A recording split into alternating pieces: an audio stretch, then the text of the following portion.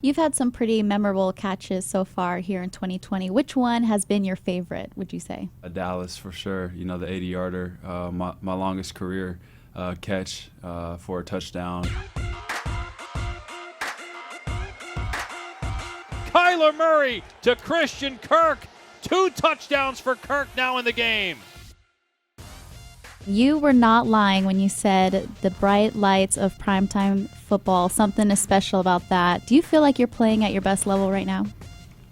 Yeah, I feel like I'm close. You know, I think just the main thing is, you know, me and Kyler are just clicking, you know, on our relationship, and you know, offensively, you know, as a whole, you know, we're playing efficiently, and I always preach it. You know, this offense runs off of explosive plays, and touchdowns being one of them. And so, whenever we can get the ball in the end zone, and you know, DeAndre got in the end zone, you know, early on Sunday night, and it just kind of put a spark in things, and you know, we got our offense rolling, you know, after that, and you know, we can stay in front of the chains and you know, do what we know what we can do and play to the caliber that we can play at.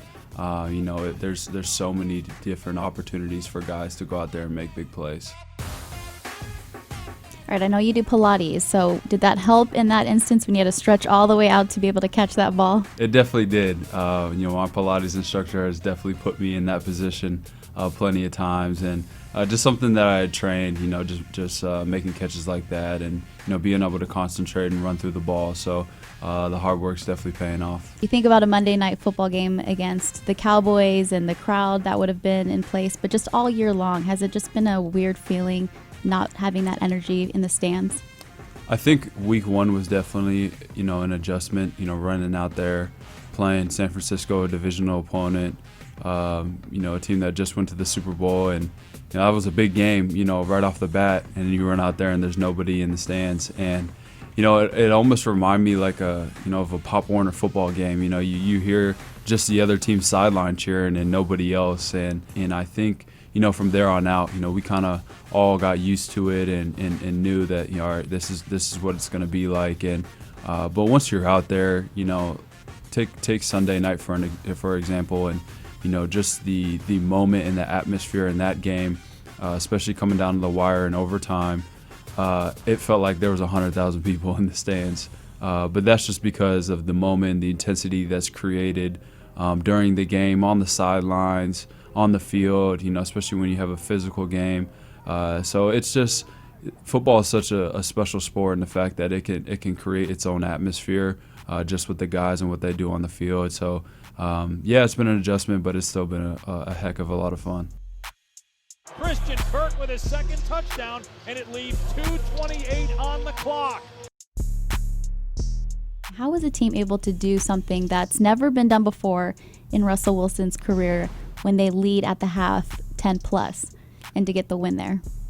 Resiliency. You know, we showed a lot of resiliency, and you know, when adversity struck, you know, there was never any sort of flinch on the sideline from anybody. You know, we played all 4 quarters, and we knew, you know, if it was vice versa, if we were going to get up on Seattle, we were going to have to fight for all 4 quarters because they were going to do the same thing. But I think the encouraging thing was, you know, throughout the whole entire game, you know, just guys on the sideline just saying, we're going to win this game. You know, we're going to win it no matter what. No matter what happens, we're going to go out there and win it. And just to have that positive talk going on and keeping guys' morale high, I think just contributed to every part of the win. Yeah, Kyler after the game said there was no doubt he felt that you guys would get the win there.